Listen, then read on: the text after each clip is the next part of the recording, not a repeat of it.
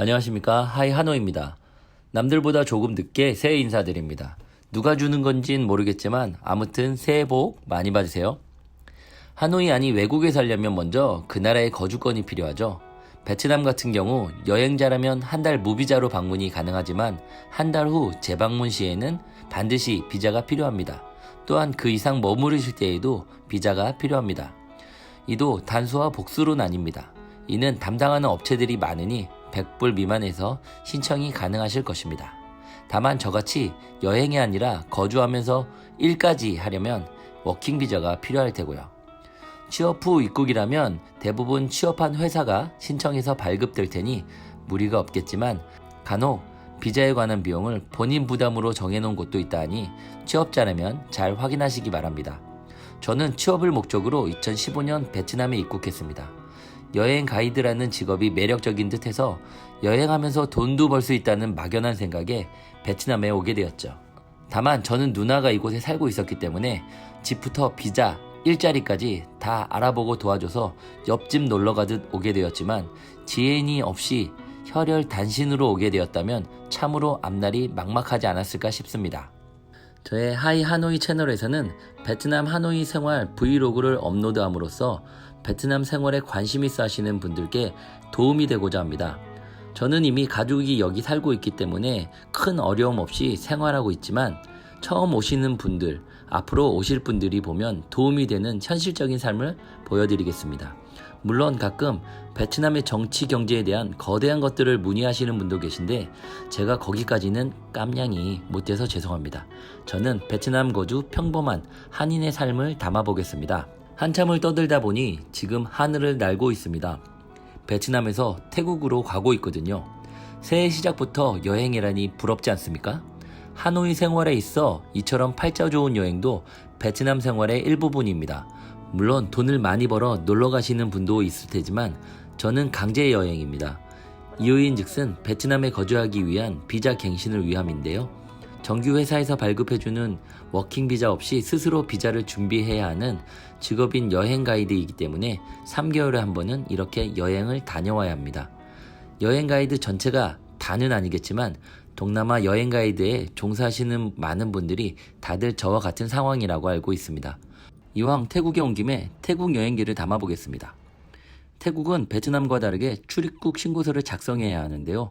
자주 와도 맨날 이거 뭐 적지 하고 헤매는 경우가 많아 저는 이렇게 미리 사진으로 가지고 다닌답니다. 또 유심은 공항 안 출구 근처에서 적당한 것으로 10,000원 안팎으로 살 수 있고 정 싼 것을 구매하고 싶다면 공항 밖으로 나갈수록 더 저렴해집니다. 그럼 택시보다 가격이 저렴한 시티라인을 타고 마지막 역인 피아타이 역을 거쳐 한국분들이 많이 가시는 수쿰빗, 나나, 통로 주변으로 호텔을 잡아보겠습니다. 저는 부킹닷컴을 이용하는데요. 부킹닷컴을 이용할 시에는 가격에 상관없이 5성급 호텔에 투숙하신다면 무리가 없겠지만 적당한 가격 기준을 세워 호텔 평을 보고 선택하신다면 평점이 높은 리뷰를 제외하고 평점이 낮은 리뷰를 잘 살펴봐야겠습니다. 피아타이 역에서 호텔까지 한 10분 조금 넘게 걸어왔는데 거의 다 와가는 것 같아요. 가격에 비해 싸고 깨끗하다는 리뷰만 믿고 호텔을 부킹했더니 태국 할렘과 비스무리한 곳을 지나야 호텔이 나타납니다. 밤늦게 태국 시내를 돌아다니다 들어오면 조금 무서울 듯해서 취소했습니다. 전액 위약금이 발생하는 상황이었으나 위약금 없이 취소 요구에 호텔 측에서 오케이 해주셨네요. 아무튼 감사합니다. 체크인 하려고 했더니 호텔이 여긴데 호텔은 이상 없는 것 같은데 여기 주변이 벌판인데 나 여기서 자야 돼? 체크인 하지 말까? 부킹한 호텔을 포기하고 인근 카페에서 커피 한 잔으로 숨을 돌린 후 피아타이 역부터 카오산 로드까지 걸어보기로 하였습니다. SNS에 나오지 않는 뭔가 특별한 것이 있을까 하고요. 기찻길이 나온다는 것 빼고는 걸어봐야 볼 것이 없으니 삼가하시기 바랍니다. 여행자들이 카오산 로드에 모이는 이유는 싸고 저렴한 호스텔과 맥주 한두 병으로 저녁 아니 새벽까지 흥을 즐길 수 있기 때문입니다. 물론 나나 플라자 같은 아고고도 있긴 하지만 상대적으로 다른 곳에 비해 적은 편입니다. 이곳은 하노이의 맥주거리 같습니다.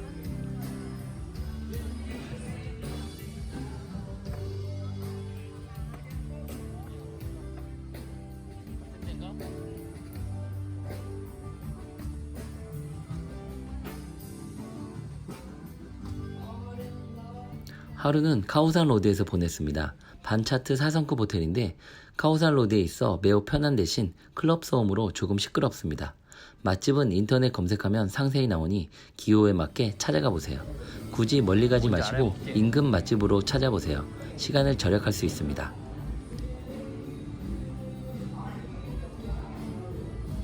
저녁 식사하겠습니다.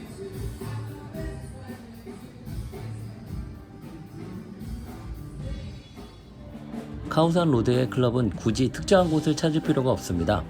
본인의 체력이 허락하는 한 이곳저곳 다녀보세요. 맥주 한 병에 신나게 흔들고 놀 수 있습니다. 동남아는 나이에 상관없이 놀 수 있다는 점이 아주 매력적인데요.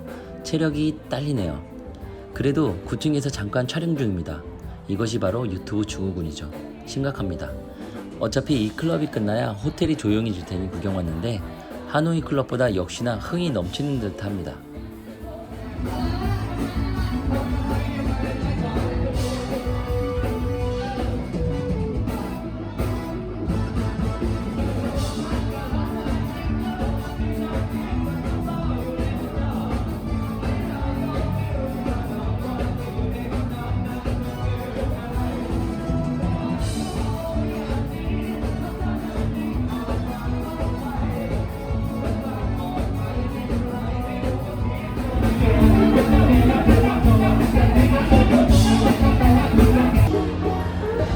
태국이었으면 두리안을 먹어줘야죠.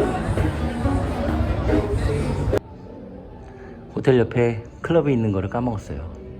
언제 끝날려나?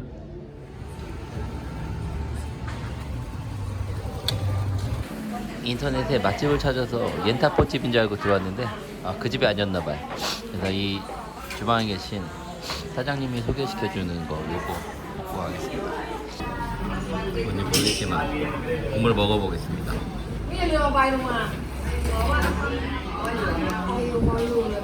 닭육수인데?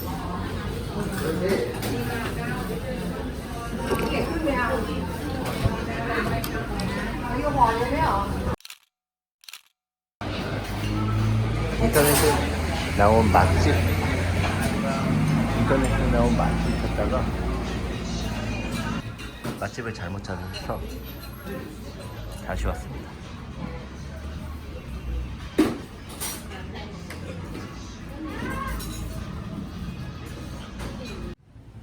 이거 되게 유명한가 보네.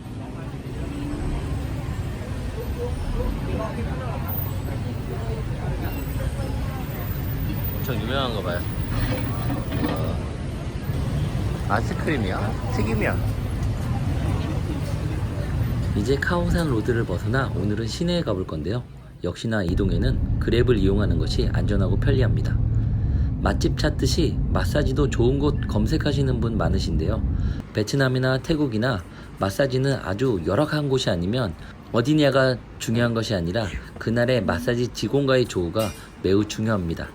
마사지 찾는데 시간 버리는 일 없도록 하십시오.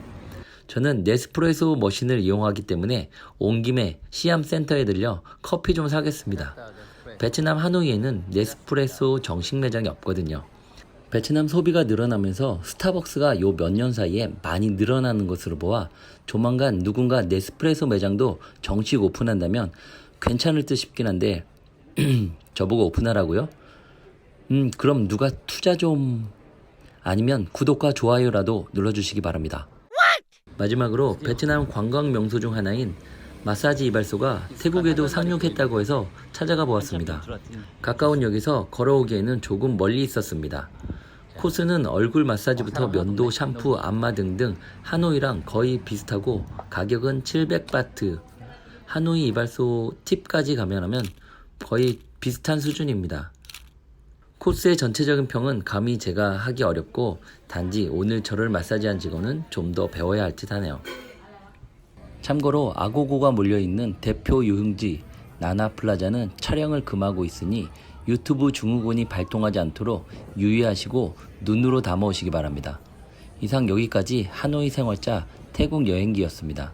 남들 다 아는 여행기 시청해주셔서 대단히 감사합니다.